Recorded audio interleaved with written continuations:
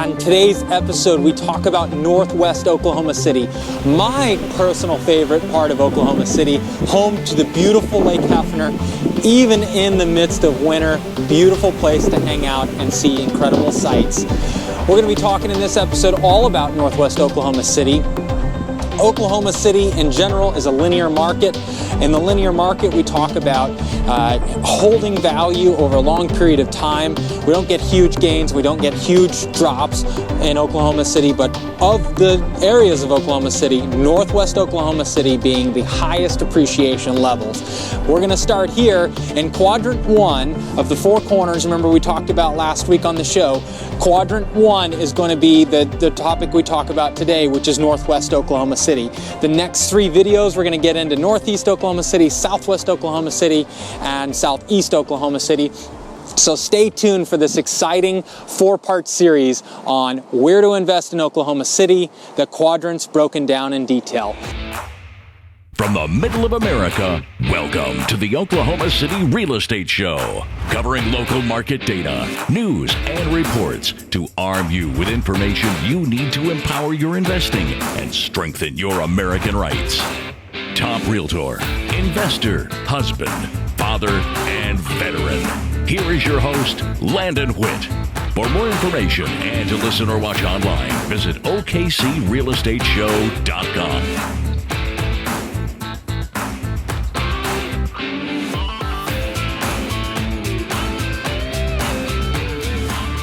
All right, welcome to the episode on Northwest Oklahoma City. I want to get into detail on this episode. Remember, this is part 1 of a 4-part series where we'll be getting into each quadrant of Oklahoma City in detail as requested by you, the viewer. First, I want to jump into the InfoSparks screen, which gives us an overlay from 2007 all the way to 2020. The blue line being Oklahoma City as a whole, starting out in 2007 at $74 a square foot and ending out in 2020 at $97 a square foot. We see a departure from Northwest Oklahoma City and Oklahoma City at about 2015. We really start to see the appreciation start to really increase more than the average of, or the median of the city in 2015. So we can see that, and I just want you to see why Northwest Oklahoma City is a favorite for investors, and that's because of all this attention that it gets on the appreciation scale. We're looking at about 6 to 7% appreciation annually going on in Northwest Oklahoma City over the last couple years. So cool stuff.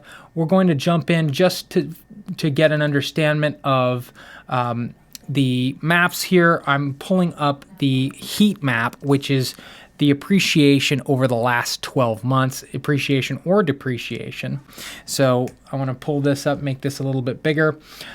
As we get into the darker blues are the most appreciation, typically around the 15 to 20% range, whereas the reds are leaning towards negative appreciation or devaluation, at the most brightest red being 15% losses over the last 12 months. So as we get in, just our barriers here of Northwest Oklahoma City is downtown, which is, if you're on Google Maps, that's where the Oklahoma City barrier or the Oklahoma City words appear. And then we're going to go northwest of that downtown. So you've got 235 being our northwest barrier on the east side. So 235, and then south side will be I-40, okay, running west to east at the southernmost border of the Northwest Oklahoma City. There's also a river that runs right along downtown there that differentiates the north from the south side. So as we get into this, we look in greater detail, we can see a lot of action going on. Now this red that you see downtown is primarily urban commercial structures, okay? So we don't have a lot of residential data. So we can kind of ignore a lot of what's going on here. But on the outskirts, we've got the residential neighborhoods. You can see this in this area over here. This being great gains in residential area. This would be right along 10th Street and Western, west of Western and 10th Street, okay? So as we get north of there, we're going up to the Plaza District.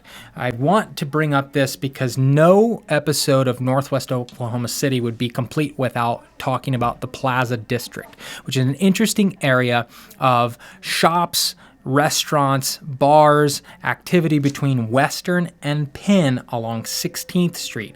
We've seen Gatewood, which is a subdivision just north of 16th Street, really accelerate rapidly in property values, largely due to the folks wanting to live in this urban, walkable type city. We're seeing Airbnbs popping up in that area and a lot of rental opportunity in the high end because you've got students and hardworking individuals that just want to live in and rent in those cities, that kind of that urban feel. So that's going on in the Plaza District here. So any properties that we send you at Gatewood, excellent opportunities. South of 16th Street, we get into kind of a speculative area. But really, look at this, though. It's not so speculative. We're seeing a lot of the blue, which is our appreciation going on, if I can get that, there you go, to load just south of 16th Street, right in here. This, you've got properties that are distressed, super distressed, right next to properties that are brand new builds and brand new developments and brand new reconstructions. So it's really an area of a lot of volatility. And when I mean volatility for you guys that are in California, I don't mean California style volatility. I mean an opportunity to buy a property and be able to watch an increase of 10, 15% appreciation value, and properties that were crepid and about to be torn down, really, and build a property that could sell for $180 a square foot. That's going on in that area. So you're buying, your acquisitions are $100 a square foot, and you're buying and you're selling at $165, and in some cases they've even surpassed $200 a square foot. We haven't seen that going on south of 16th, but it's definitely been north of 16th. But in this area of the plaza. Now, moving east of there, we get into the Mesta Park, okay? Mesta Park used to be in the 200 to 300 range. Now we're really seeing that get into the 400 and up range. Really good to see that Mesta Park is still gaining value, that last year we saw a greater than average increase, and this is largely due to a good influx of medical staff coming into Oklahoma City. Got a lot of higher upper end management of nurses moving in there, doctors moving in there, surgeons moving in there from OU Medical Center and Baptist expanding their facilities, and they're bringing in new staff, so there's greater demand in the Mesta Park. We also see people that have sold their properties in Edmond and the suburbs coming into the city and choosing places like Mesta Park once their kids go off to school. And we'll talk about schools in just a minute of why that occurs. Getting north, we get into the Paseo district, another artsy district. Anything along Western and just south of 30th or north of 23rd, along Western really was a good score last year. Any properties we can find you in this area are going to be good bets. When we go west of down 30th, okay, we're getting around the Oklahoma City University. North of Oklahoma City University, we saw a great increase this last year. We're seeing some really cool houses coming out of there, that the mid-century, really towards the 1930, 1940, kind of leaning towards 1950 in some of the designs, but really retaining that character of like the Tudor style, the bungalow style still. Those renovations really being popular for those looking for the non-cookie cutter homes. So they're buying north of Oklahoma City University, right in this area over here. Moving west, we get into the Venice and Cleveland neighborhoods. So that's right where Northwest 30th and May intersect. So south of 30th is the Cleveland neighborhood. And north of 30th, we get into Venice. All those have had a great year. We've seen a lot of opportunity for home renovations going on there. In fact, I've had clients that have purchased as a primary dwelling that bought in the 110 range that just in a 2-year time period are now, and really not doing anything to the property, are now selling for $150,000 to $160,000 for that same $120,000 property just 2 years later. So excellent gains in that neighborhood. Per square foot price, you're looking in Venice at about $130 to $160 per square foot, but generally riding right around the $130 a square foot. Now, if it's not updated and it's just bare, you're looking at about $100 a square foot. So there is a huge discrepancy in changes, and that really has to do with cosmetics.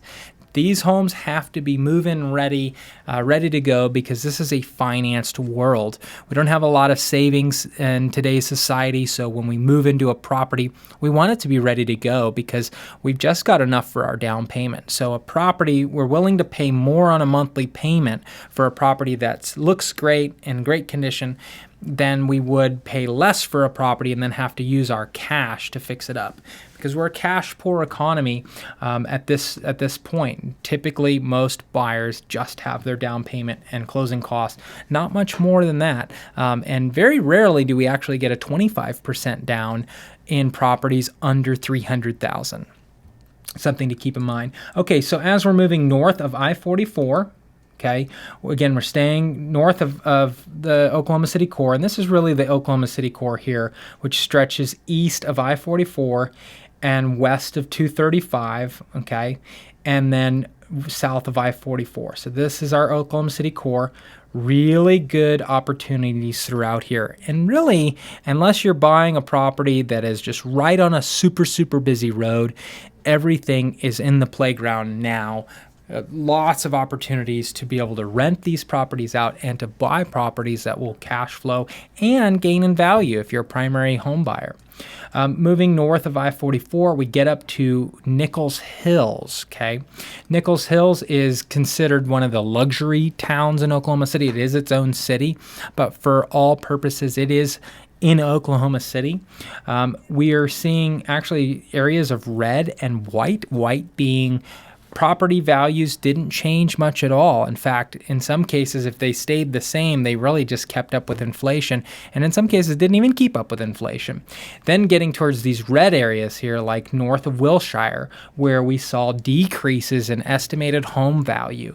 And that's due to, again, those larger luxury homes. These are homes that are priced $600,000 to $2 million that can end up staying on the market for long periods of time as they wait for buyers to buy, to come in and buy those particular price ranges. So always an interesting metric that also coincides with what's going on in New York right now, where we're seeing luxury inventory sitting on the market. Getting north of there, we get to a city called The Village. Both Nichols Hills and The Village have their own police department. Okay, the taxes are a little bit higher than Oklahoma City. Much higher in Nichols Hills, but not so much in The Village.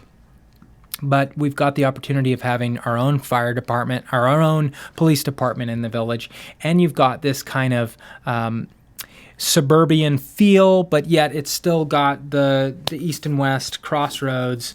So it's not technically suburbia, but it was in the 1950s. But a lot of opportunity with houses in the 3-bedroom, 2-bath range with concrete foundations. That's where we start transitioning in Oklahoma City to concrete foundations. As we get to the city core of Oklahoma City, we're starting in 1910. As we move north, we're getting to the 1950s. Post-World War II, we started having those concrete foundations. So if you like concrete foundations, and please tell us if that's what you prefer, we're going to be looking Village and North in Oklahoma City would be for you. So good value increases here. If you're looking, you want to stay along May, okay, getting into the Village there. And really the cutoff is Pennsylvania. Once you get east of Pennsylvania in the Village, we're not seeing any increases in value. Also, those properties get a lot smaller. A lot of those are 2-bedroom, one teeny tiny garage, whereas in the Village, we see a lot of 2-car garages, which are in high demand. we're seeing over here towards north of Britain, we get into Cassidy School District, okay? We don't see a whole lot east of Penn, or west of Penn, but as we get east of Penn, this whole area along Britain Road, which Britain has seen a road expansion this last year, make it a lot easier to get through that area, a lot more traffic going through there. North of Britain, up till you hit Western, has really been a good area of price appreciation. So once we get north of Hefner, though, we're hitting a stall, a pretty hard line there of price depreciation going on, and that's right at Western, between Western and Penn, north of Hefner. That addition, stay away from that going into 2020. Let's let that area stabilize. Now, if you're getting great deals, and again, every single time that we work with you on a property, we're going to let you know, here's what's going on with the forecast of that area. Here's what we experienced last year in that area. And what we essentially do is if we're not getting huge appreciations, right, we want to make sure every deal cash flows. But if we know that an area is not going to appreciate rapidly, or it's going to stay within the same guidelines as, let's say, a super linear market, then we're going to rate that deal based on cash flow. We're going to look at how much are we getting monthly, how much are we making off the actual rent of that place, and not focus on our return of investment being heavily weighted on appreciation.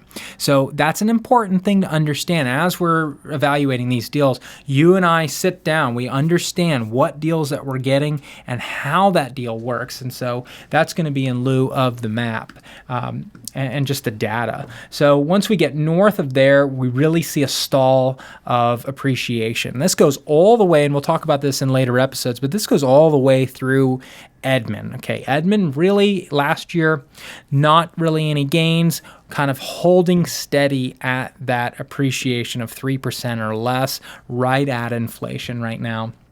Until you get into Edmond downtown, you've got some appreciation going on. But the vast majority of properties in Edmond last year did not appreciate. So now we're getting back into the Oklahoma City core. Lake Hefner, which is where we started this video. You remember flying over Lake Hefner. The east side of Lake Hefner, great appreciation going on there in terms of Oklahoma City. West of Lake Hefner, we're staying static, okay? There's a lot of different reasons that go into this, but a lot of these properties are either a large square foot or they're associated with ski lake, ski island, and they honestly don't sell. There's not a whole lot of turnover going on over there. A lot of retirees, a lot of communities that just kind of stall out, so we don't see a lot of volatility in the market because there's not a whole lot of sales going on. There's also pockets over there of Section 8 housing that we get into. So that's important for like when we go for duplexes. Duplexes in that area have done really well. Typically, you'll find a duplex will sell you guys in the 200 range and rent each side out for $1,000 a month. Sometimes we can even get $1,050 or $1,100 a month. So good opportunities west of Lake Hefner in the multi-family duplexes and also ranch-style homes. Do keep in mind, as we start to get over $130,000 and $140,000 in purchase price, we're going to tap the brakes for you guys on single-family home rentals. If you're buying as your primary occupant, great. Just make sure it's a home that you like, because again, you're not going to get huge appreciations northwest of Lake Hefner. Now, as the city infrastructure changes and we get more roads and we get more, things to do over there, you will see that start to catch up. So long play over here for sure. Look at your cash flow when buying northwest of Oklahoma City or Lake Hefner. Moving south, we get into Bethany. Bethany is a city that's really been recently on the radar because of the recent appreciation. It's important to note that if you're buying property in Bethany, we'll always have you check we'll check the school zones or the schools districts that's in there, because if you're not part of Bethany schools, most tenants and home buyers are buying in Bethany because of Bethany schools. A lot of the properties that are in the city of Bethany are not in Bethany schools, which can drastically reduce the amount of rent you can charge.